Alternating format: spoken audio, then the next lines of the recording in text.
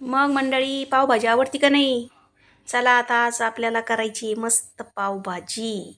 बटाटा, वाटाणा, सिमला मिर्च, फ्लावर हे सगळं चिरून घ्यायचं आणि त्याच्यासोबतच कांदा आणि टोमॅटो सुद्धा चिरून घ्यायचं आहे आपल्याला. अद्रक लसूणची पेस्ट करून घ्यायची. बटाटा, वाटाणा, सिमला मिर्च, फ्लावर हे चिरलेलं सगळं धुवून घ्यायचं आणि कुकरला लावून द्यायचं. दुसऱ्या गॅसवर आपल्याला कढईत तेल गरम झालं की कांदा परतून घ्यायचा. कांदा गुलाबी रंगाचा झाला, काश्मीरी लाल तिखट, पावभाजी मसाला आणि अंबारी लाल मिरची आपल्याला त्याच्यात टाकून घ्यायची. त्याच्या पाठोपाठच आपल्याला आलं आणि लसणाची पेस्ट पण टाकून चिरलेले टोमॅटो घालून छान परतून घ्यायचं. मीठ घालायचं, झाकण ठेवून टोमॅटो आपल्याला मऊ शिजून घ्यायचा आहे. टोमॅटो शिजेपर्यंत आपल्याला कुकरकडे पण लक्ष द्यायचं आहे, जेणेकरून त्याच्यातलं पाणी आटलं नाही पाहिजे. स्मॅशरच्या सहाय्याने आता त्याला स्मॅश करून घ्या आणि कुकर थंड झाल्यानंतर ते सुद्धा आपल्याला स्मॅश करून घ्यायचं आहे. स्मॅश केलेलं टोमॅटोचं आणि कांद्याचं सारण आता कुकरमध्ये घालून घ्या. तुम्हाला किती घट्ट पातळ पाहिजे ह्या हिशोबाने त्यामध्ये पाणी घाला. नॉनस्टिक तव्यावर बटर घालून पाव गरम करून घ्या. काही बटर पावभाजीमध्ये पण घाला, कोथिंबीर घाला आणि गरमागरम अशी पावभाजी सर्व करा. मुलालाही खूप भूक लागलेली होती, त्याच्यामुळे त्याला वाढून दिलं. पावभाजीच्या वासाने मला पण भूक लागली होती, मग मी पण बसले जेवायला. गरम केलेले 2 डझन पाव आम्ही मायलेकांनीच संपवले.